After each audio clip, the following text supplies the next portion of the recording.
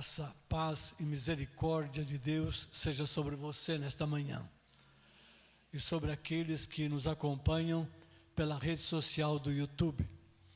Vocês são bem-vindos, amamos vocês e vocês são muito importantes para o Senhor. Este domingo é o final de um feriado prolongado, né? E diversos irmãos e irmãs estão viajando, aproveitando esse feriado. E cremos que com isso muitos estão nos acompanhando pela rede social do YouTube. Eu gostaria de fazer aqui uma meditação, mais do que uma pregação, ou diferente de uma pregação. Eu gostaria de meditar um pouco na palavra do Senhor nesta manhã. A última vez que eu usei o púlpito aqui, eu falei a respeito de que Deus estabeleceu um padrão a partir da sua criação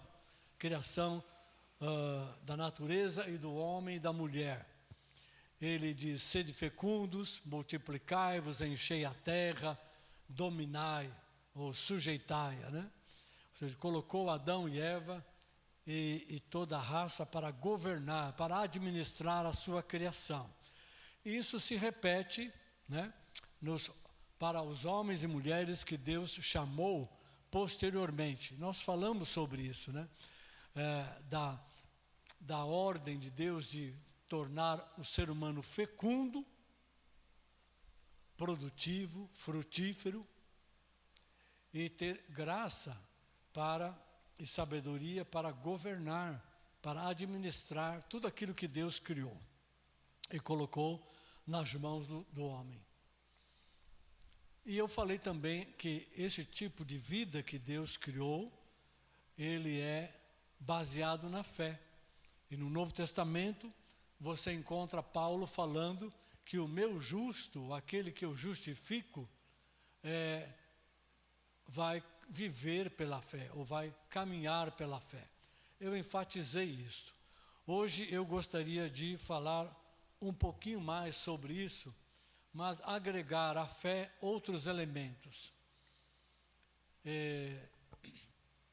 Quando nós olhamos para uma árvore, uma bela árvore, ou que dá muitas flores, ou árvores frutíferas, que no tempo certo dá muitos frutos, nós ficamos alegres, gostamos de ver a natureza, né, produzindo aquilo que ela tem a capacidade de produzir, sejam flores, sejam frutos, né?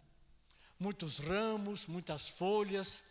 É agradável de se ver uma planta saudável, e a gente identifica isso, né?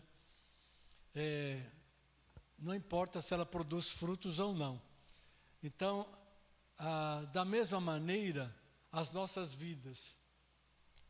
É agradável de se ver e elogiável quando nós vemos pessoas que têm graça, que são simpáticas, que têm uma palavra boa, bem temperada, né? Um ânimo bom, que são sábias no procedimento, na sua fala, né? Pessoas assim de um bom relacionamento, né? Que fazem amizade e mantêm amizades, né? Com inteligência. Nós gostamos de ver pessoas assim, ou de estar próximos a pessoas com essa característica, né? Mas o que nós não atentamos é que, assim como na natureza, nas árvores, ou mesmo nas pessoas, a chave, o segredo de tudo isso não está acima da terra, está abaixo da terra. Uma árvore produtiva, frutífera, bela, saudável, a sua essência, a chave dessa saúde está abaixo da terra, está na sua relação entre as raízes e a terra.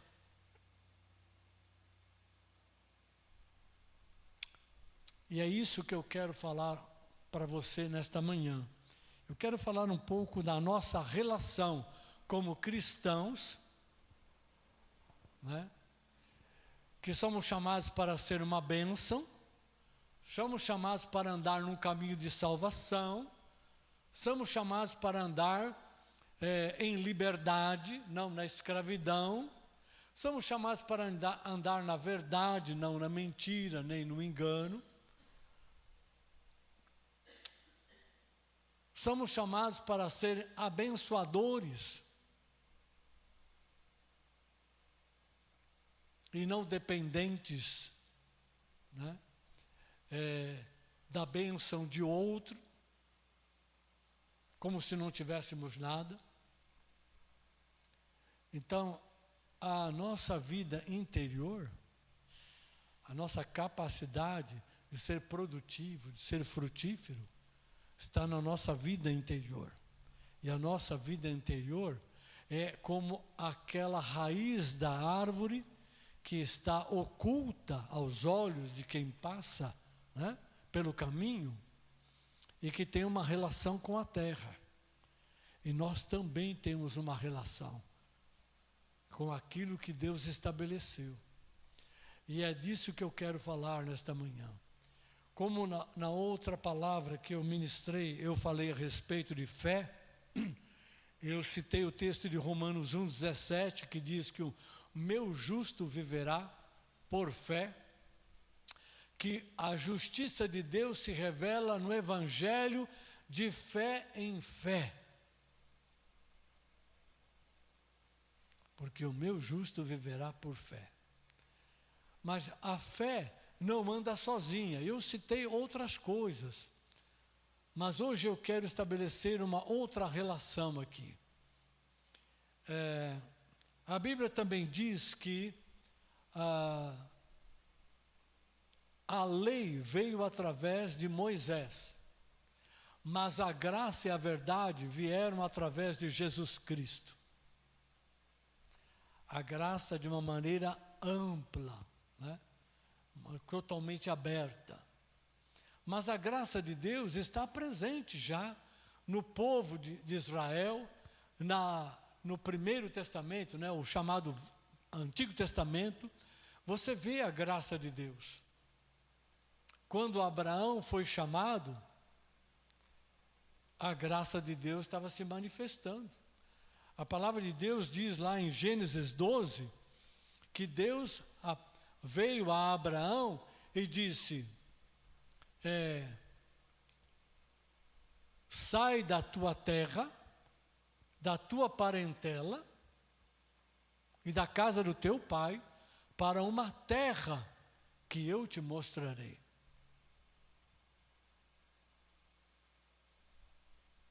Deus prometeu a ele uma terra, diferente daquela em que ele vivia. O pastor Jamê mencionou isso domingo passado, dizendo que a terra traz segurança.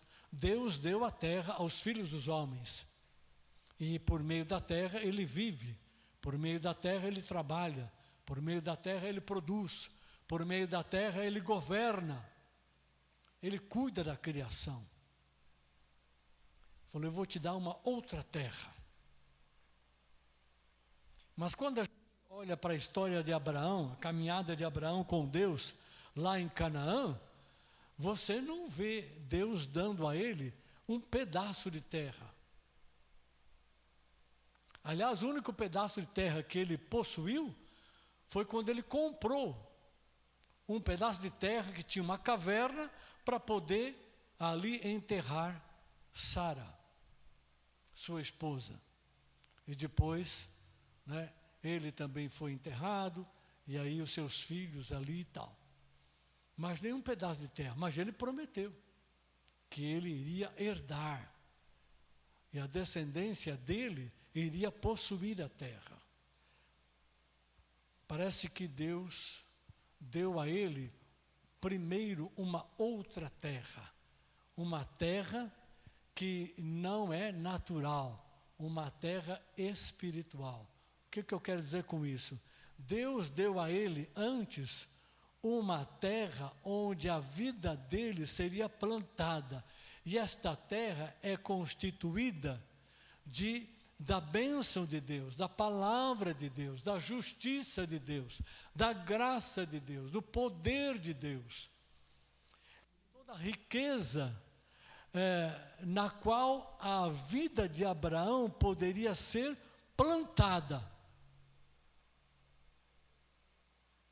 E nessa terra, na revelação de Deus, a vida de Abraão iria prosperar.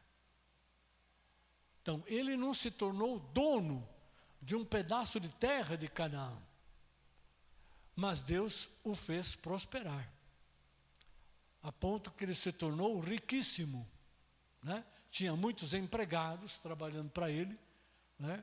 E muita riqueza de gado, de ovelhas, de camelos, jumentos, né? Ouro, prata, ou seja, ele tinha muitos recursos, muita riqueza, mas não era dono de 1 metro quadrado de terra. Então, há uma outra terra que Deus mostrou para Abraão.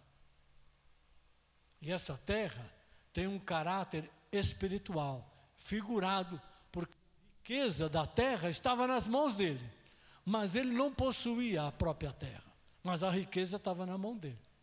E junto com essa riqueza da terra, você pode falar, como é possível uma pessoa ser tão rica, né? E ela não ter um pedaço de terra? Porque ela habitou na terra de Canaã como um estrangeiro, como Ló também habitou como estrangeiro,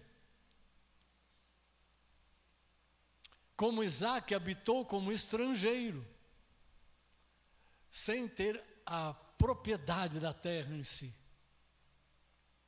Mas Deus deu a bênção da terra para ele, e deu a bênção do céu para ele, e trouxe um conhecimento, uma graça que o povo de Canaã não tinha, mas Deus deu a ele, não é?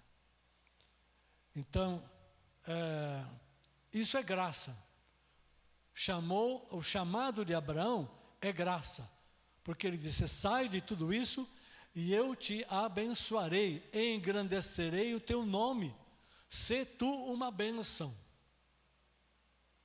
Para que ele fosse uma bênção, ele precisaria obedecer à vontade do Senhor. E assim foi.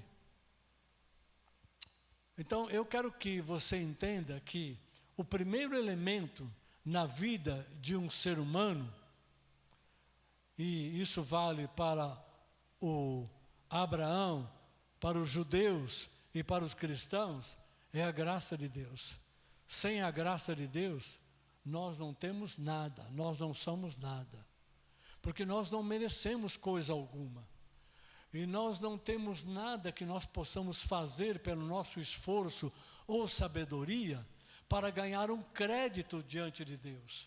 Por isso em Efésios 2:8 diz que pela graça somos salvos.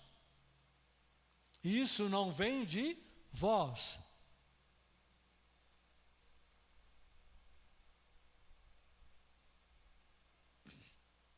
É dom de Deus, mediante a fé, porquanto somos salvos pela graça, por meio da fé. Isso não vem de nós, vem de Deus. A fé é o meio pelo qual eu alcanço a salvação.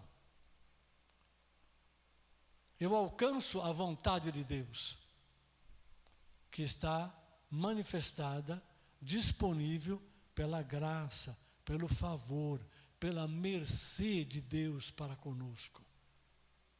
Então a graça opera sempre. Quando Deus desce para livrar o povo de Israel do Egito, da escravidão, isso é graça de Deus. Ah, mas havia uma promessa, sim, e o cumprimento da promessa é a manifestação da graça. A promessa é uma graça de Deus, porque Deus sabia o que iria acontecer com a descendência de Abraão, não é? Com seus filhos e o povo que viria através dele.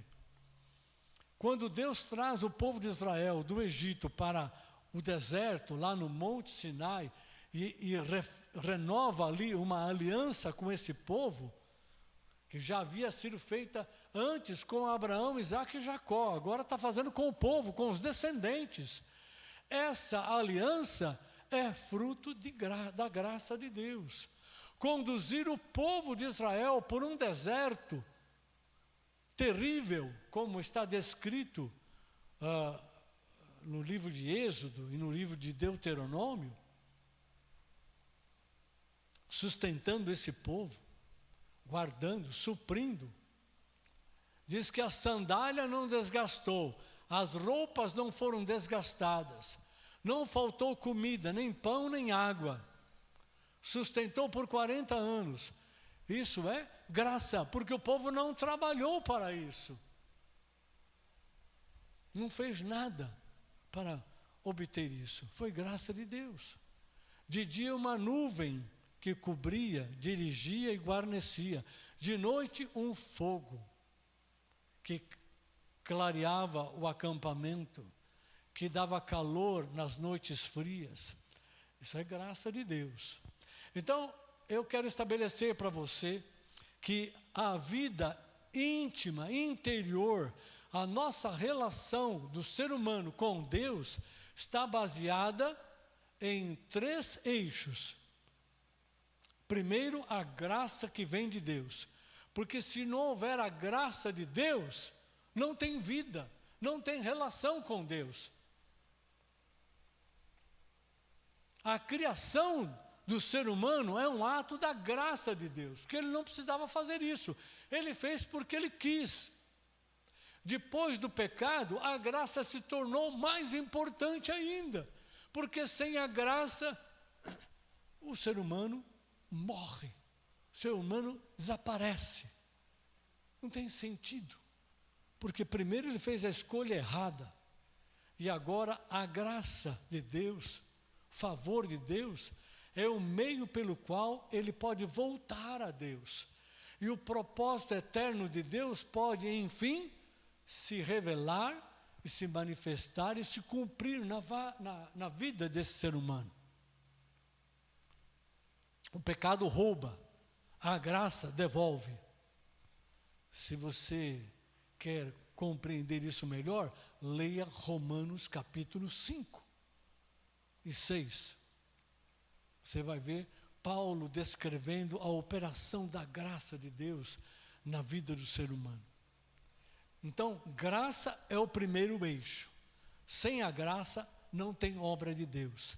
Sem a graça, a operação de Deus não se cumpre na vida do ser humano. Por isso a Bíblia diz em João capítulo 1, que a graça e a verdade vieram por meio de Jesus. E a fé salvadora, a salvação vem por meio da graça. Mas também é por meio da graça que nós servimos a Deus de modo agradável, diz Hebreus 12.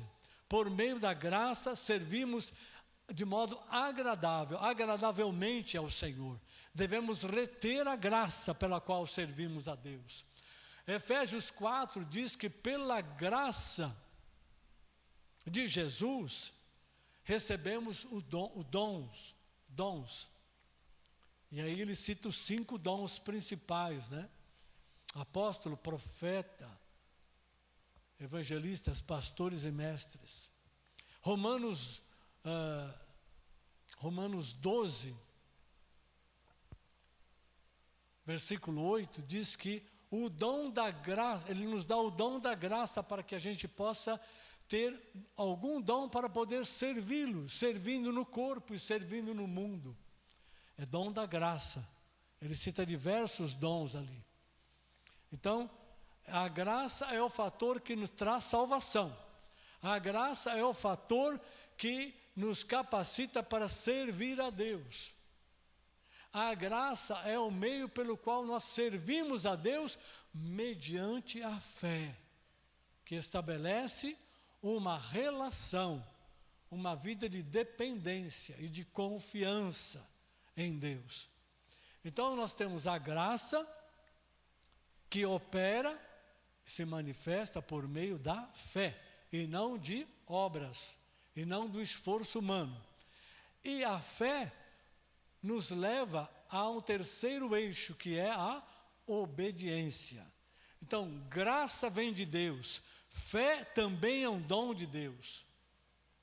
E Ele nos concede fé mediante a sua palavra, a manifestação da sua palavra, para que a gente creia.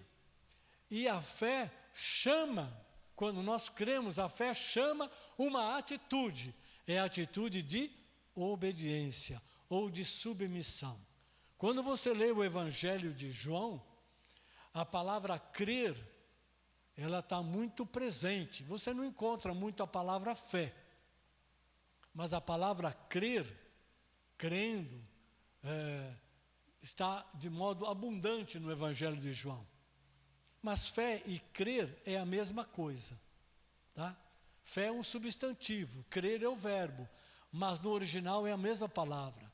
Então, a graça de Deus, que é o favor de Deus, ela que inicia esse processo de alcançar e de conduzir o ser humano.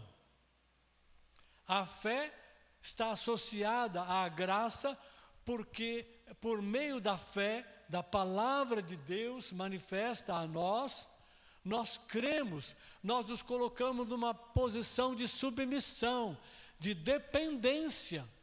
E por isso, o que decorre da fé é a obediência. Se você não obedece, se você rejeita, você nega a fé. E negar a fé é desprezar a graça. Graça, fé e obediência. Quando a obediência não está presente, você nega a fé e despreza a graça. Percebe a relação? Dá para perceber, dá para entender isso? Então são três valores que estão juntos, muito próximos. Um puxa o outro. E os três fazem parte da nossa vida íntima, interior. Como também a relação da raiz da árvore está ligada à terra e aos seus minerais, né? Seus nutrientes, e está ligada à água, à umidade. Então, não só a terra, mas também a umidade. A raiz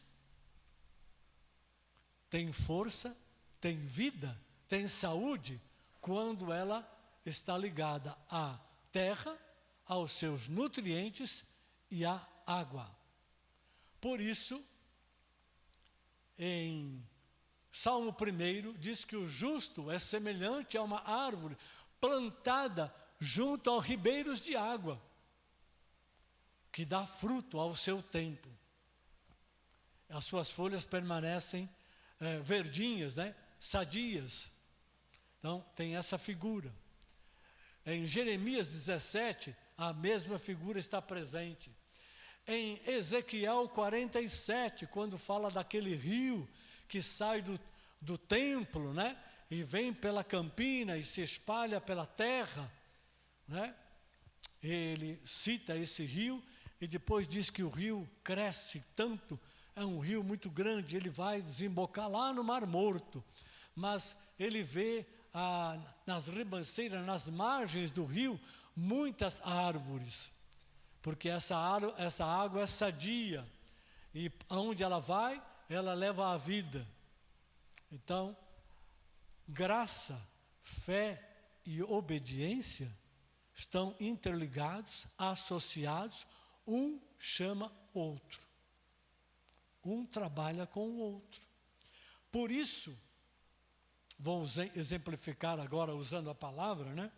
Por isso, quando Deus chamou a Abraão, Ele chamou, o chamado é uma operação da graça de Deus, porque Ele estava chamando Abraão para se servir de Abraão, para nele, em Abraão e na sua descendência, dar um passo gigantesco para estabelecer na terra o caminho da redenção. Queria ter a sua maior expressão, a sua plenitude na vinda de Jesus. O descendente de Davi e o descendente de Abraão. Então, ele fez um trabalho muito grande ali com Abraão. Como também fez um trabalho muito grande com a vida de Noé. Que está escrito lá, Noé achou graça diante de Deus. Sempre que Deus, melhor dizendo, precisou fazer uma obra maior, e é difícil a gente dizer qual é a obra maior, né? Porque tudo que Deus faz é glorioso, é grandioso.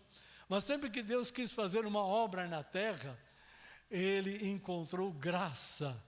Ele precisou dar graça a alguém, né? Maria achou graça diante de Deus.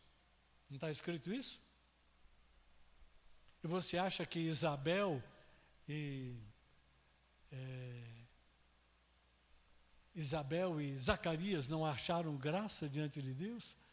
Ela era estéril, e dali nasceu João Batista.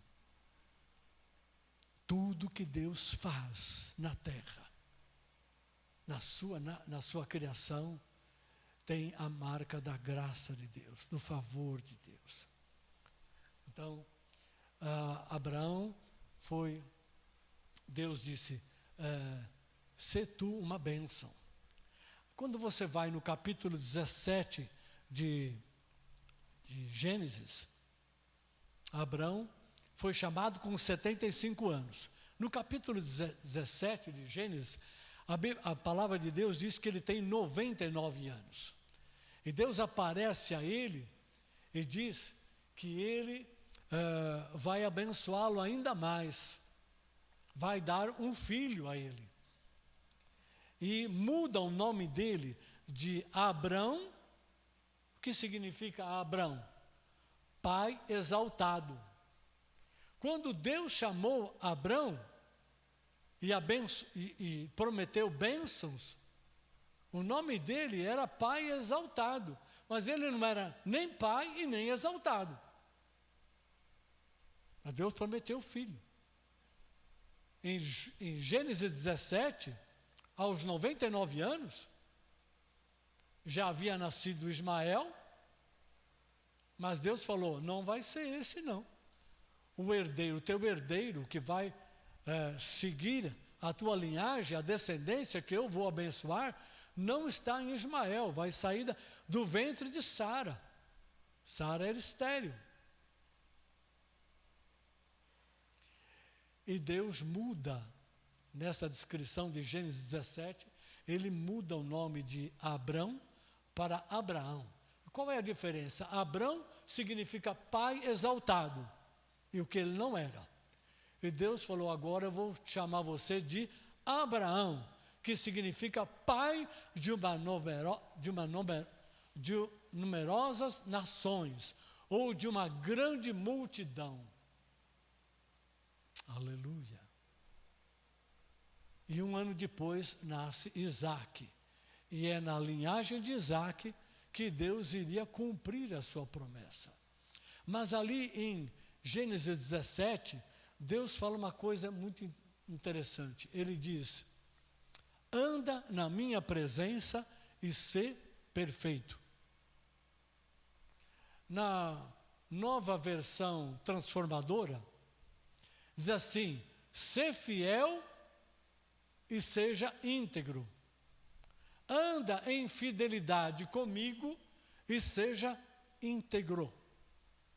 Perfeito ali significa completo, reto, pleno, numa medida plena, íntegro.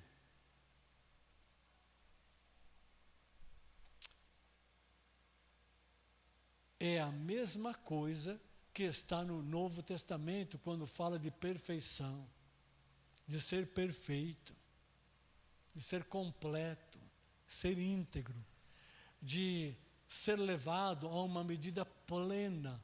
Mas medida plena do quê? De retidão, de caráter.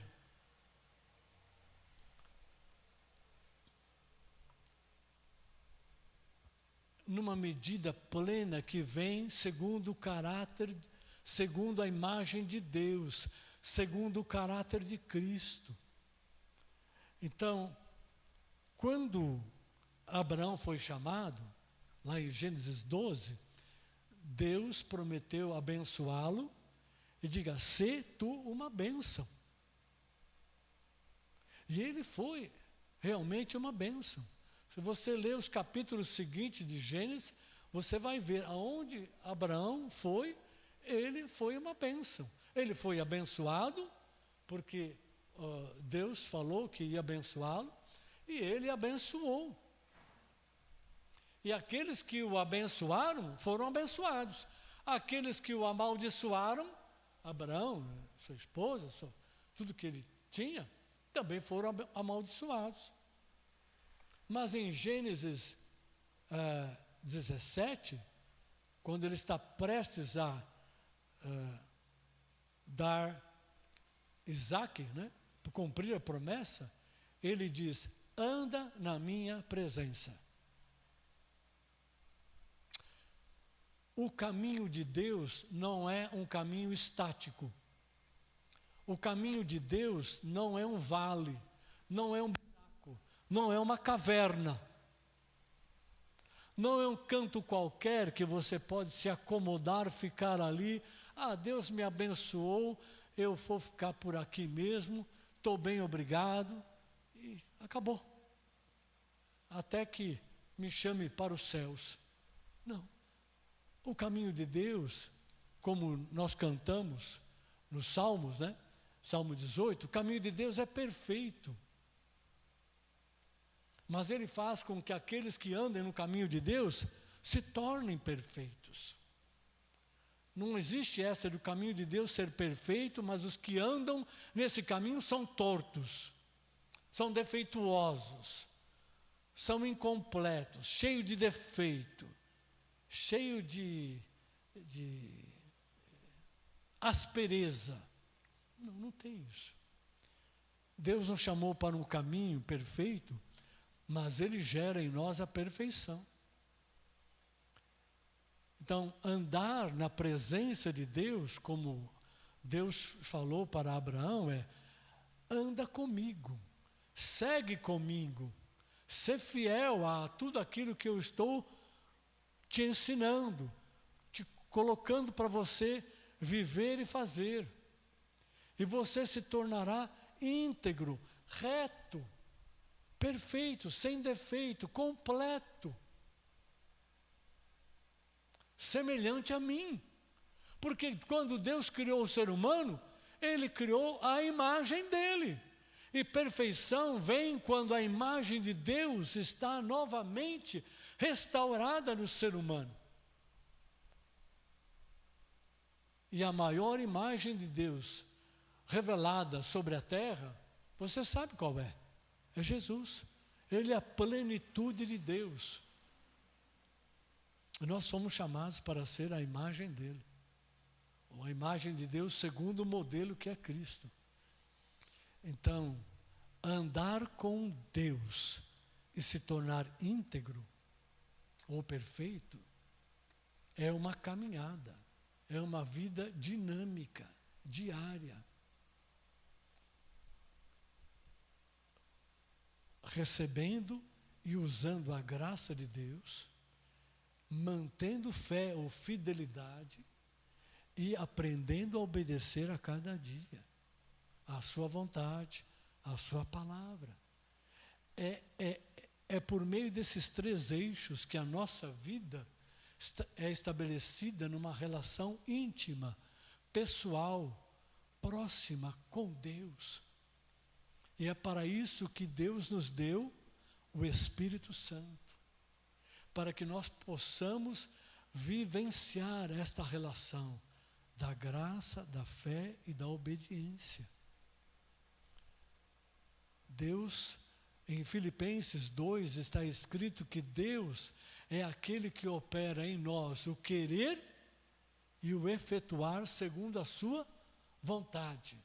Ele mesmo coloca em nós o desejo de fazer a vontade de Deus.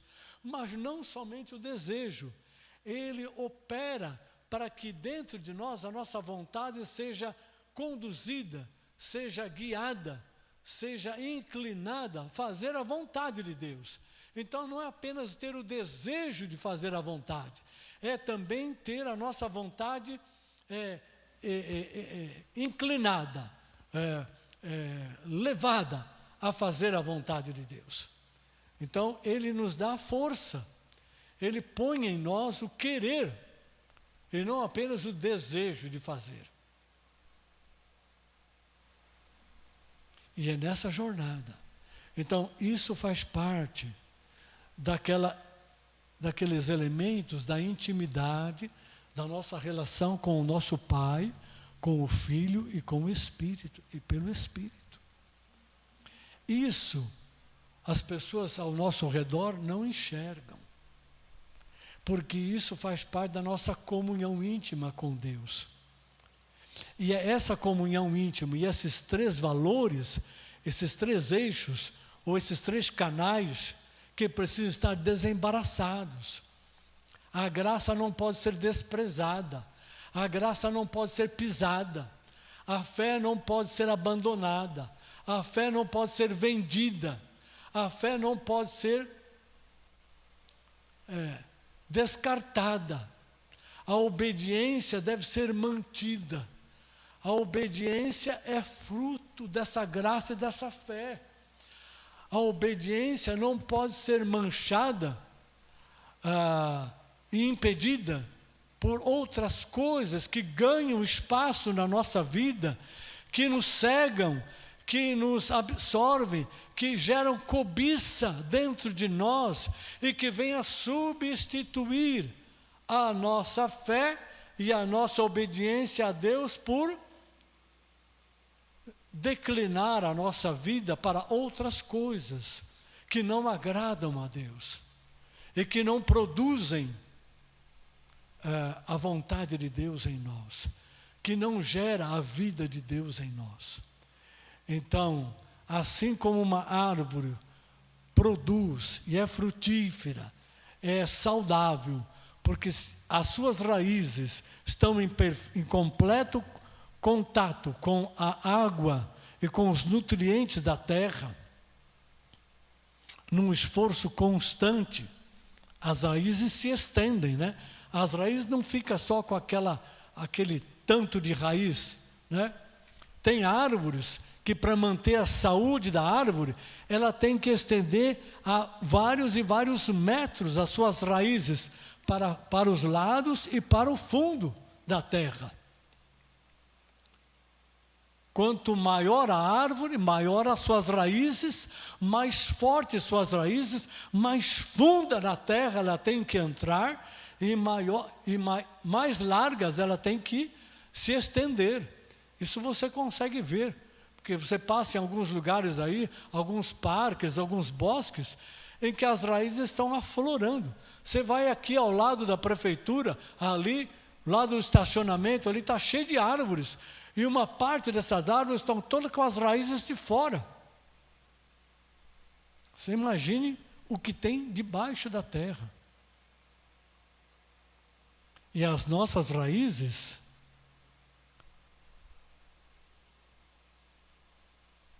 elas permanecem firmes, saudáveis. Elas sustentam a nossa vida por meio da graça, da fé e da obediência.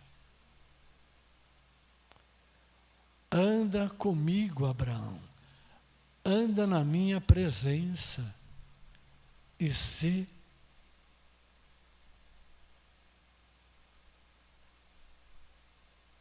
íntegro, ser uma bênção. Anda comigo. Esse é o segredo. Esse é o segredo. Seja fiel a mim, tenha uma vida íntegra. e uma vida íntegra, completa, uma vida de bom testemunho, uma vida que pode ser elogiável, ela impacta a geração de filhos, impacta a geração de netos, de bisnetos, impacta as pessoas que moram conosco, impacta as pessoas que se relacionam conosco em qualquer ambiente. Então, a integridade, a bênção de Deus é o fator de testemunho. Anda comigo e ser perfeito. Eu quero encerrar a minha palavra com essa meditação.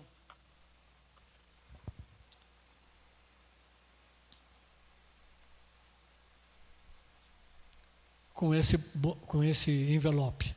Esse é o envelope que nós criamos para que a igreja, as pessoas possam colocar o seu dízimo ou a sua oferta. Porque ele dá uma oferta. Então ele usa o envelope. O envelope é usado para receber doação. Ok? Doação. Eu quero te desafiar a colocar outra coisa nesse envelope, além de dízimo e oferta. Eu quero desafiar você a colocar o seu nome, que representa a sua pessoa, dentro desse envelope, figuradamente. Eu vou te dar uma oportunidade de fazer isso no dia 7 de dezembro, que é o primeiro domingo do mês.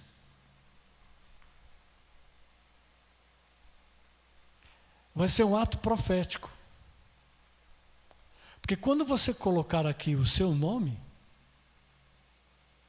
você está dizendo para Deus: Senhor, estou entregando a minha vida nas tuas mãos, estou doando a minha vida. Mas você vai falar: pastor, mas Jesus não comprou a minha vida pelo preço do sangue, eu já não sou dele? Você é dele. Mas você deve conhecer essa verdade e deve voluntariamente dizer: eu sou teu. Aqui estou eu, sirva-te de mim. E para deixar isso de forma concreta, você pega o seu nomezinho, tá? Ou da sua família, se for o caso de filhos pequenos, né? Coloca dentro do envelope. Entrega. Está entregando para Deus. É um ato profético.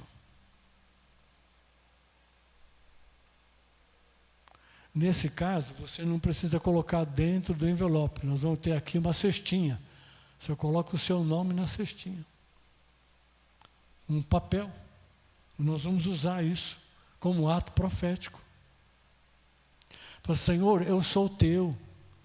Eu quero andar contigo. Eu quero andar na tua presença. Eu quero que o Senhor torne a minha vida perfeita, completa, íntegra. Eu quero andar em fidelidade. Eu quero valorizar a graça que o Senhor me dá. Eu quero andar por fé. Eu quero aprender a obedecer ao Senhor mais do que qualquer outra coisa. Porque eu estou comprometido contigo. Porque o Senhor se comprometeu comigo na cruz do Calvário.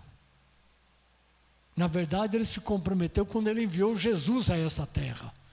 Mas a expressão maior do compromisso de Deus conosco foi na cruz do Calvário e no túmulo vazio. E depois levantando Jesus para se assentar à direita da majestade nas alturas, ali ao lado do Pai. Ele já se comprometeu conosco. Não precisa provar o amor dele para conosco. Ele já fez tudo o que ele precisava fazer. Quem tem que se comprometer com ele, quem tem que dar mostras, quem tem que provar, entre aspas, que está comprometido com ele, somos nós. E nós fazemos isso dia após dia. De que maneira? Quando nós permitimos a operação da graça em nós, mantemos a nossa fé e sustentamos a nossa obediência.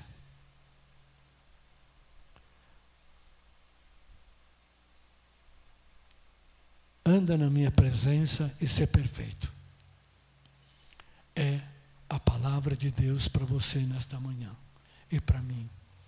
Anda na minha presença e ser perfeito. Seja fiel a mim e torne-se íntegro, perfeito, completo. Aleluia. Essa é a vontade de Deus.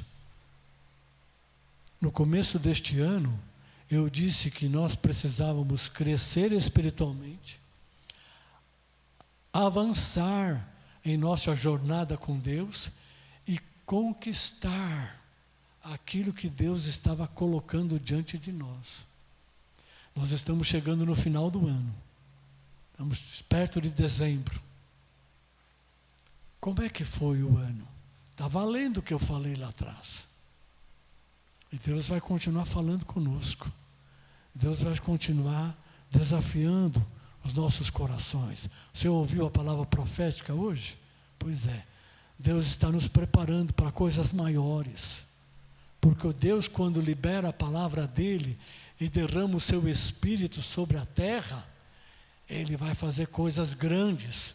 E nós precisamos estar preparados para ser participantes das coisas grandes que Ele tem preparado realizar sobre a terra, neste lugar, na nossa vida, na nossa família, no lugar onde moramos, na nossa vizinhança, e assim por diante, e em toda a terra, queridos.